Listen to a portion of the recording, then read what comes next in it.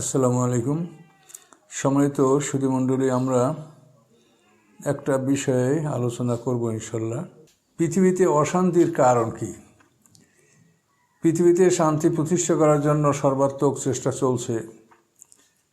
রাষ্ট্র পরিচালক যারা, তারা দুর্নীতির বিরুদ্ধে জিরো টলারেন্স, মানে কোনো রকম দুর্নীতিকে আশ্রয় দেওয়া হবে না, সহ্য করা হবে না, এভাবে তারা কাজ করে যাচ্ছে।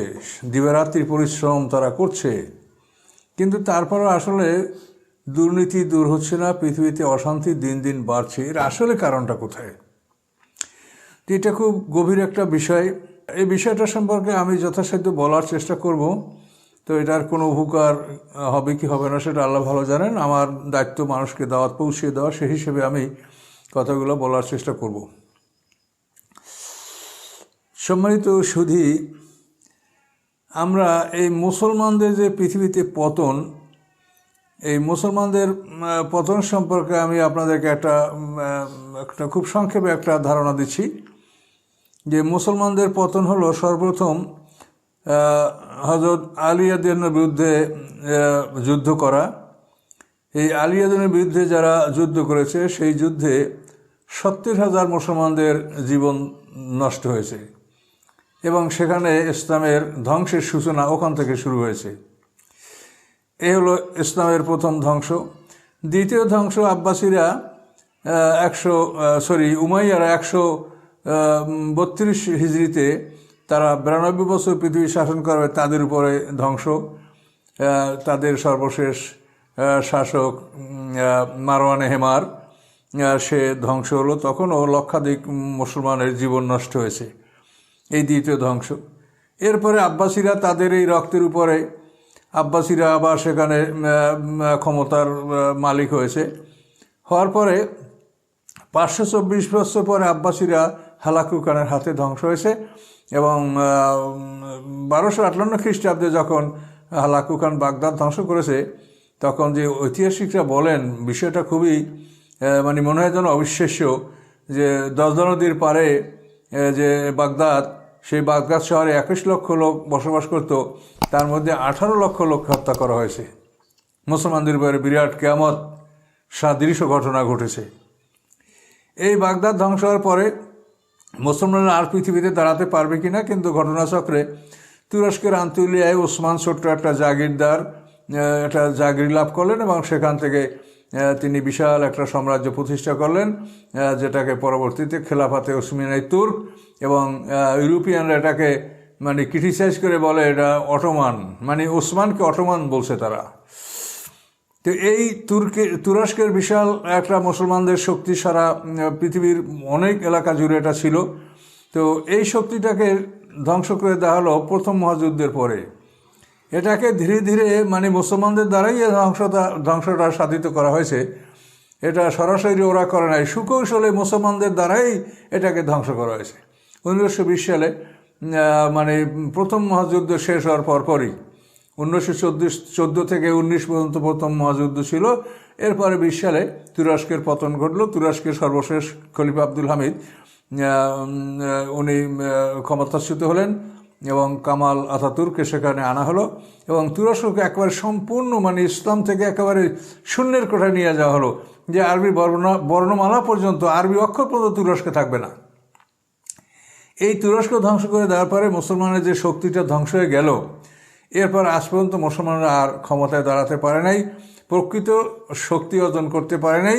যে যেখানেই রাষ্ট্রীয় ক্ষমতার মালিক, তারা সবাই পরনির্ভরশীল, পরের উপরে নির্ভর করেই মুসলমানরা পৃথিবীতে ক্ষমতায় আছে। তো এখন এই যে মুসলমানদের শক্তি ধ্বংস হয়ে গেল এবং সারা পৃথিবীর ক্ষমতা, শাসন ক্ষমতা ব্রিটিশদেরকে আল্লাহ দান করেছিলেন, তারা পৃথিবী তারা শাসন করছে। ব্রিটিশ সাম্রাজ্যে সূর্যাস্ত যায় না, এরকম বর্ণনা আছে।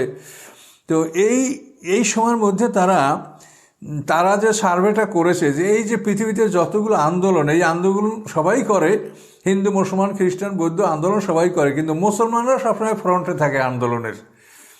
তো এইটা তারা লক্ষ্য করে এই মুসলমানরা, অর্থাৎ এই মুসলমানরা তারা ধর্মীয় শিক্ষায় শিক্ষিত, তারা যেন এই রাজনীতিতে আসতে না পারে, এর থেকে তাদেরকে কিভাবে দূরে রাখা যায়, এইটা চিন্তা করে সেই সারা বিশ্বের ক্ষমতা যারা দখল করেছিল, যাদের হাতে ছিল, তারা এই পরিকল্পনাটা নিল যে মুসলমানদেরকে এমনভাবে তাদের শিক্ষা ব্যবস্থাটাকে সংকীর্ণ করতে হবে যে তারা যেন এই পৃথিবীর শাসন করার কাজে তারা আসতেই না পারে, অংশগ্রহণ করতে নাই পারে।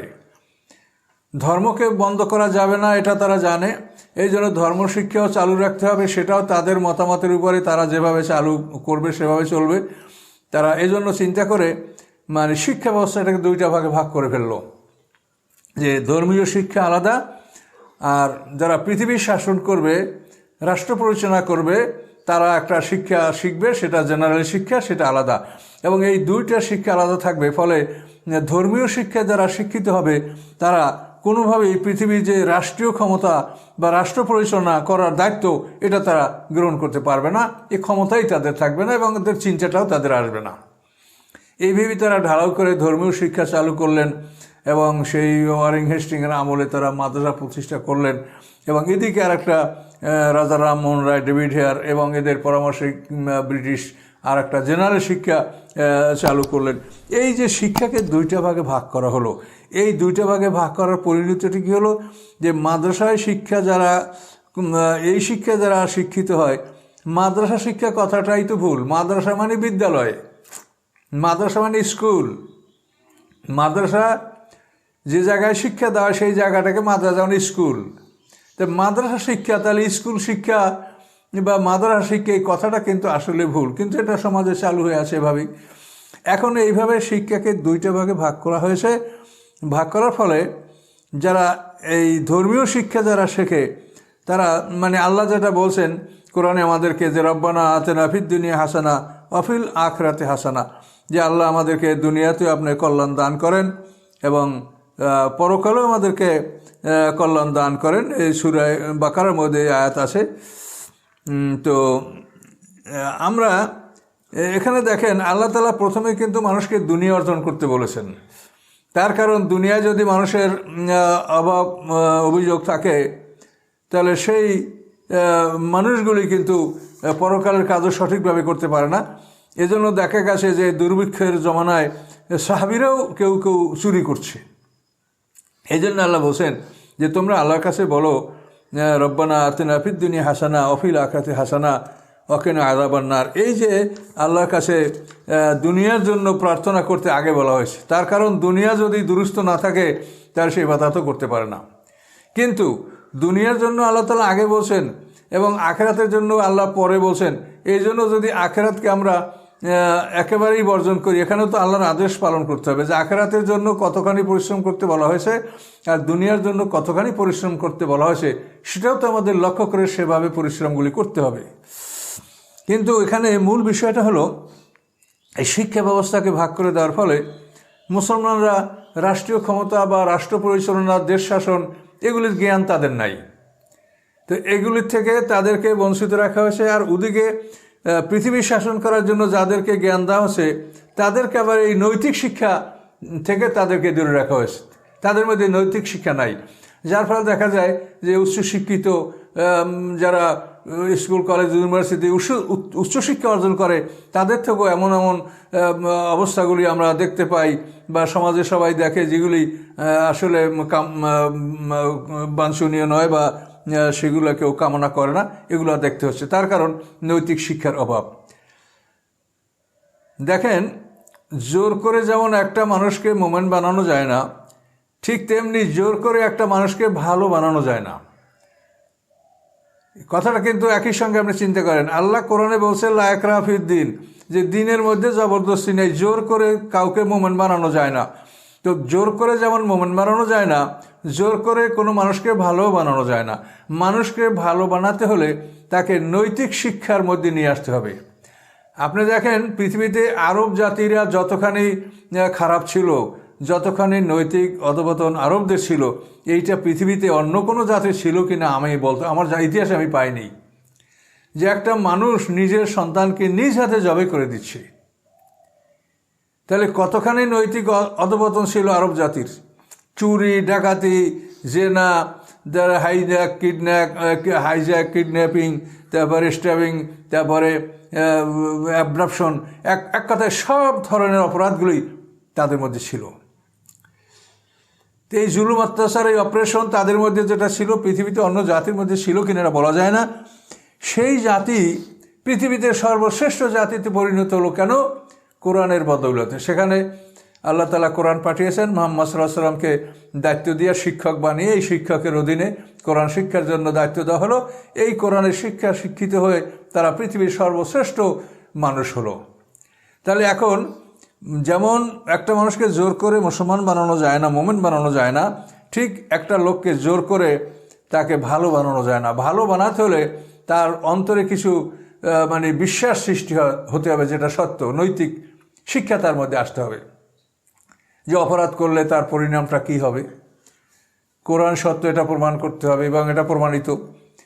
তাহলে এই নৈতিক শিক্ষা যদি মানুষ শেখে যে আমি যদি ভালো কাজ করি তো আল্লাহর কাছে এই পুরস্কার পাবো, আর যদি অন্যায় করি তো আমার এই শাস্তি হবে, এই বিষয়গুলি যখন একটা মানুষ গায়ে বিশ্বাস করবে, এগুলি অন্তরে বিশ্বাস করবে, তখন সেই লোকটা অন্যায় করবে না।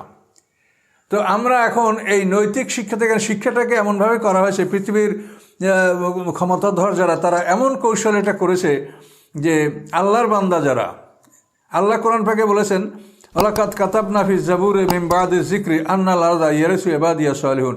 আল্লাহ বলেছেন জাবুর হলো লিখিত কিতাব, যে কিতাবগুলি লিখিতভাবে আল্লাহ পৃথিবীতে প্রেরণ করেছেন সেগুলো হলো জাবুর। তো কোরআন আল্লাহ তাআলা যদিও মৌখিক পাঠিয়েছেন, কিন্তু পরে আল্লাহ রসুল এটা লিখিতভাবে সংরক্ষণ করেছেন। তো কাতাবনা ফিজ জাবুরে, লিখিত কেতাবে আল্লাহ তাআলা লিখেছেন কি, উপদেশের পরে, উপদেশ বাণী সেখানে দান করার পরে আল্লাহ বলেছেন আন্নাল আরদা ইয়ারিসুহা ইবাদিয়া সালিহুন, যে আমার এই পৃথিবীর মালিক হবে, পৃথিবীর ওয়ারিশ হবে, পৃথিবীর শাসক হবে আমার নেককার বান্দারা, আল্লাহর বান্দা। মানুষের জীবনের উদ্দেশ্য কি, মানুষের জীবনের পরিচয় কি, এগুলো খুব ব্যাপক কথা। আমার এই কথাটা খুব ব্যাপক, একদিনে এই কথাটা বোঝানোর সমস্যা। যে মানুষ যে শিক্ষা অর্জন করে, এই শিক্ষার মাধ্যমে একটা মানুষ তার নিজের পরিচয় জানে না, যে আমার শুরু কোথায়, শেষ কোথায়, আমি এবং অন্য অন্য সৃষ্টির মধ্যে ব্যবধান কি, আমি কি এখানে শেষ নাকি আমার এগুলি মানুষ জানে না। মানুষের জীবনের উদ্দেশ্য কি, এইম ইন লাইফ কি, এটাও মানুষ জানে না। তো এই শিক্ষা দ্বারা কি হয় বলেন? তো এই জন্য মানুষের জীবন সম্পর্কে মানুষের পরিচয় থাকবে, এবং এই নৈতিক শিক্ষার মাধ্যমে যখন একটা মানুষ জানবে যে আমি পিছনে মরা ছিলাম, তার থেকে আবার জীবিত হয়ে আসছি, আবার মরবো, তারপর পর্দার আড়ালে জগতে অবস্থার মতো আবার জীবিত হব, এবং আমার জীবনের সমস্ত কর্মকাণ্ডের হিসাব দিতে হবে, এই নৈতিক শিক্ষা, নৈতিক বিশ্বাস যখন মানুষের মধ্যে আসবে, তখন একটা মানুষ অন্যায় করতে সাহস করবে না, অন্যায় থেকে সে দূরে থাকার চেষ্টা করবে। কিন্তু আজকে আমরা পৃথিবীর বুকে এমন একটা অবস্থা সৃষ্টি করা হয়েছে যে আল্লাহর বান্দা যারা, তারা পৃথিবীর শাসন করার জ্ঞান তারা রাখবে না, আর পৃথিবীর শাসন যারা করবে, জেনারেল শিক্ষা শিক্ষিত হবে, তারা আল্লাহকে ভয় করতে হবে বা নৈতিক শিক্ষা, এটা তারা জানবে না। তাদেরকে নৈতিক শিক্ষা থেকে বঞ্চিত রাখা হয়েছে, আর আল্লাহর বান্দাদেরকে পৃথিবীর শাসন করার যে জ্ঞান, এর থেকে তাদেরকে দূরে রাখা হয়েছে। এইভাবে শিক্ষাটাকে বিকেন্দ্রিক করা হয়েছে, দুইটা ভাগে ভাগ করে ফেলা হয়েছে, এবং এইভাবেই আমরা শিখছি। তো এখন আল্লাহর বান্দা, বান্দা মানে কি চাকর, গোলাম। চাকরের কাজ হলো কাজ করা, গোলামি করা, কাজ করা। তো এখন আমরা যারা আল্লাহর বান্দা, এখন আমরা আল্লাহর কি কাজ করব? আল্লাহর কি কোনো মিল কারখানা আছে যে আল্লাহর মিলে কাজ করব? না আল্লাহর জমি জমা আছে, না আমরা আল্লাহর হাল চাষ করবো? আল্লাহর কি কাজটা আমরা করব বলেন? আল্লাহ বলছেন তোমরা যারা আমার বান্দা হবে, তোমাদের কোনো কাজ আমার দরকার নেই। তোমরা কাজ করবে কি? তোমরা এই আমার বান্দাদের সেবা করবে। ইন্নী জাইলুন ফিল আরদি খলিফা, তোমাদেরকে পৃথিবীতে আমি খলিফা বানিয়েছি, তোমরা আমার সৃষ্টির সেবা করবে। কাজে আল্লাহর যারা গোলাম, এই গোলামরা আল্লাহর কোনো কাজ নেই যে এইটা আল্লাহর কাজ তারা করে দিবে, বরং আল্লাহ বলছে তোমরা আমার এই সৃষ্টির সেবা করবে, পৃথিবীতে জুলুম জানো না, জুলুমকে রহিত করবে, তোমাদের এইটা কাজ। তাহলে আল্লাহর গোলামদের যে কাজ, সেই কাজ তো আল্লাহর গোলামরা করতে পারছে না। সেই কাজ থেকে তাদেরকে শিক্ষা থেকে বঞ্চিত করে সেই কাজ থেকে তাকে দূরে রাখা হয়েছে। এখন আল্লাহর বান্দাদের যে কাজ, খেলাফতের দায়িত্ব পালন করা, এটা তারা করতে পারছে না এবং পারবে না, যেহেতু এই শিক্ষা থেকেই তাদেরকে দূরে রাখা হয়েছে। এখন তারা কি করবে? তো এখন তারা আল্লাহর বান্দারা যখন আল্লাহর কাজ করতেই পারছে না, অর্থাৎ সৃষ্টির সেবা এই কাজে অংশগ্রহণ করতে পারছে না, তখন তারা তসবিহ পড়বে, সুবহানাল্লাহ, আলহামদুলিল্লাহ, তসবিহ পড়বে, তসবিহ দানা গুনবে এবং ফজিলত গুনবে যে এইতে এত ফজিলত তুমি কামাই করো, এইতে এত ফজিলত এটা তুমি করো। সব ফজিলত, ইসলাম মানে একরাশ ফজিলত। কত ফজিলত হইলে একটা মানুষ ভেসতে যাবে তা আমরা জানি না, তা ওনারা বলতে পারছেন না, কিন্তু ফজিলত সুমার করা হচ্ছে সব। তার কারণ কাজ তো নাই। কাজ যেটা সেটা হলো খেলাফতের দায়িত্ব পালন করা, যেটা আল্লাহ কোরআনে বলেই দিয়েছেন। তো সে কাজ থেকে তাদেরকে মাহরুম রাখা হয়েছে, সেই শিক্ষা থেকে তাদেরকে দূরে রাখা হয়েছে। এখন তারা ফজিলত গণনা করা ছাড়া এখন আর আল্লাহর বান্দাদের কোনো কাজ নাই। এখন আল্লাহর বান্দারা পৃথিবীতে ফজিলত গণনা করছে, আর পৃথিবীর শাসন করার জ্ঞানটা যারা অর্জন করছে তাদেরকে আবার নৈতিক শিক্ষা থেকে দূরে রাখা হয়েছে। তাহলে দেখেন কিভাবে যারা আল্লাহর বান্দা তাদেরকে পৃথিবীর শাসন করার জ্ঞান থেকে দূরে রাখা হয়েছে, আর যারা পৃথিবীর শাসন করবে তাদেরকে ওই জ্ঞান দান করা হয়েছে, কিন্তু নৈতিক শিক্ষা থেকে তাদেরকে দূরে রাখা হয়েছে। এই কারণে পৃথিবীতে অশান্তি। তার কারণ সবাই চেষ্টা করে এখন পৃথিবীতে যত ব্যবস্থাপনা, এটা তো আগে ছিল না, কিন্তু তারপরও তো পৃথিবীকে জুলুমমুক্ত করা যাচ্ছে না। এর কারণ হলো এইখানে। তো এখন এই যে সমস্যাটা, যে আল্লাহর বান্দাদেরকে পৃথিবী শাসন করার জ্ঞান থেকে বঞ্চিত করা হয়েছে, এটা বাস্তব দেখতে পাচ্ছেন। এই যে লক্ষ লক্ষ আলেম ওলামা আছে, এর মধ্যে কি একজন বিচারকও আছে? যে লক্ষ লক্ষ আলের মধ্যে একজন জাজ বা একজন বিচারক আপনি পাবেন? নাই। কোনো ভালো কোনো দায়িত্ব এরা আছে? নাই। এটা তাদেরকে কৌশলগতভাবে শিক্ষার মাধ্যমেই তাদেরকে এটা পৃথক করে রাখা হয়েছে।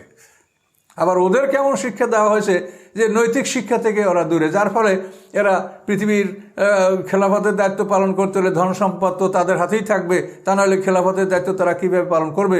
এটা করতে গিয়ে তারা আত্মসাৎ করছে, অন্যায় করছে, অন্যায়ভাবে জনগণের সম্পদ তারা ব্যয় করছে, ফলে একটা অনাসৃষ্টি হচ্ছে। তো এটার মূল কারণ হলো যে মহাবিশ্বের ক্ষমতার মালিক হয়ে তারা এই কৌশলটা করেছে যে আল্লাহর বান্দা যারা ধর্মে বিশ্বাসী, যারা তাদেরকে পৃথিবী শাসন করার জ্ঞান থেকে বঞ্চিত করা হোক, আর যারা পৃথিবী শাসন করবে তারা যেন আবার ওই ধর্মীয় জ্ঞান অর্জন না করে। তো ফলে এই দুইটা গ্রুপ সৃষ্টি হয়েছে পৃথিবীতে। এখন পৃথিবী শাসন করার দায়িত্বে যারা, তাদের নৈতিক শিক্ষা নাই, আর যাদের নৈতিক শিক্ষা আছে তাদের কর্মক্ষমতা নাই, মানে দুনিয়ার শাসন বা পৃথিবীর শাসনের ক্ষমতা তাদের নাই। কারণ এই যে সমস্যাটার কারণে পৃথিবীতে অশান্তি সৃষ্টি হচ্ছে, এটা হলো মানুষের কাজ। এই কাজ আল্লাহ বলেন নাই। আল্লাহ বলছেন আমার যারা গোলাম, আমার যারা বান্দা, তারাই পৃথিবীর গোলামি করবে, সেবামূলক কাজগুলি তারাই করবে, কিন্তু তারা এই সেবামূলক কাজ করার কোনো ক্ষমতা নাই এবং শিক্ষাগতভাবেই তাদেরকে থেকে বঞ্চিত করা হয়েছে, দূরে রাখা হয়েছে। তো এখন এটা হলো সমস্যা। এখন এই সমস্যার সমাধান, আমি জানি যে আমার কথা কেউ শুনবে না, কিন্তু তারপরও আল্লাহ যে বলছেন যে আলাইকাল বালাগ, রাসূলকে বলছেন যে তোমার কাজ হলো প্রচার করা। তো রাসূলদের পক্ষের লোক আমরা আলেমরা, কাজে আমরা এটা প্রচার করার চেষ্টা করছি। সেই হিসেবে বলছি যে এই সমস্যার সমাধান হলো যে এই শিক্ষা ব্যবস্থার আমূল পরিবর্তন ছাড়া, এইটা যতই পুলিশ, সিআইডি, ডিআইবি, কেজিবি যা কিছু আপনি করেন, এগুলি দ্বারা কিন্তু এই সমাজে শান্তি ফিরিয়ে আনা যাবে না। আনতে হলে নৈতিক শিক্ষা, এটা সমাজে ফিরিয়ে আনতে হবে।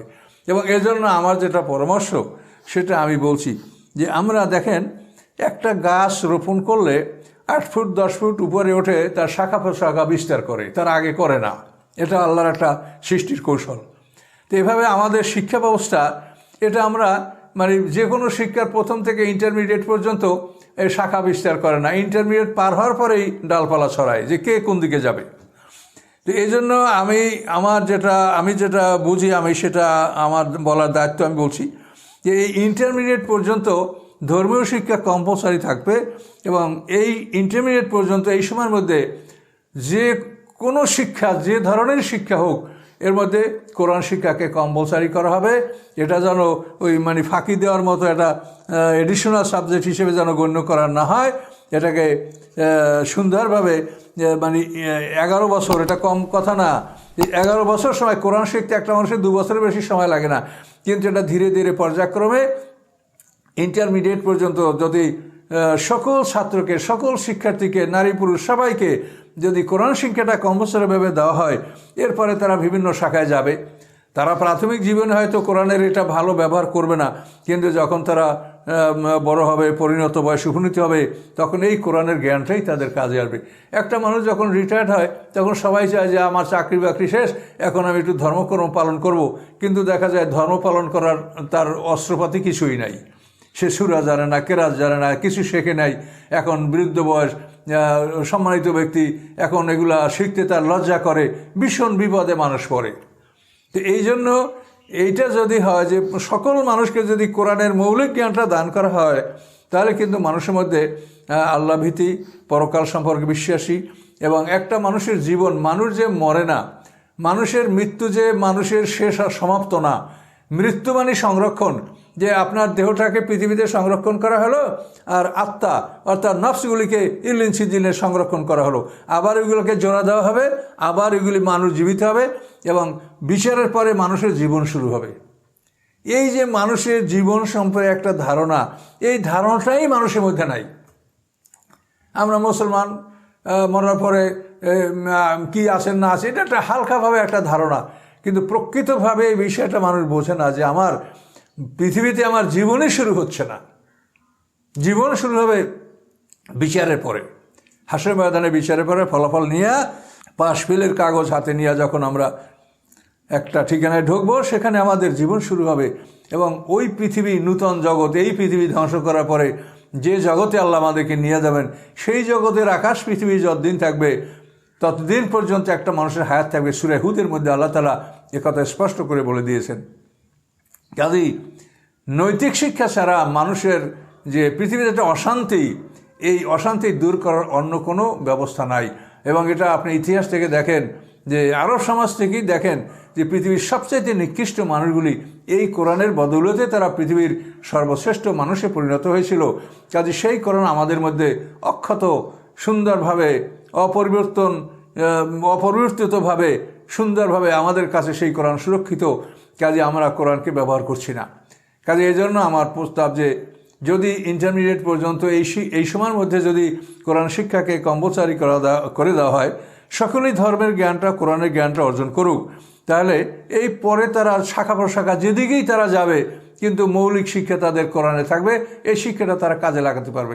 এবং যদি তাদের এই অ্যাক্সেস বা মানে একটা প্রবেশ অধিকার যদি তাদের ইন্টারমিডিয়েট পর্যন্ত তাদের এই ভাষার উপরে যদি একটা অ্যাক্সেস বা প্রবেশ অধিকার যদি তারা অর্জন করতে পারে, যে পরবর্তীতে নিজেরাই নিজ জ্ঞানে তারা এটা ডেভেলপ করবে এবং অনেক কিছু তারা জানতে সক্ষম হবে। কাজে এইভাবে একটা কার্যক্রম গ্রহণ না করা পর্যন্ত পৃথিবী থেকে এই অশান্তি দূর করা যাবে না গায়ের বলে, অশান্তি দূর করা যাবে না জেল দিয়া, অশান্তি দূর করা যাবে না মারপিট করে, শাস্তি দিয়ে, রিমান্ডে নিয়ে। কাজে মানুষকে ভালো করতে হলে তাকে নৈতিক শিক্ষা দিতে হবে। এটা জোর করে যেমন একজন মানুষকে মোমেন্ট বানানো যায় না, জোর করে একটা মানুষকে মন্দ মানুষকে ভালো বানানো যায় না। মন্দ মানুষকে ভালো বানাতে হলে নৈতিক শিক্ষা তার মধ্যে ঢুকাতে হয়।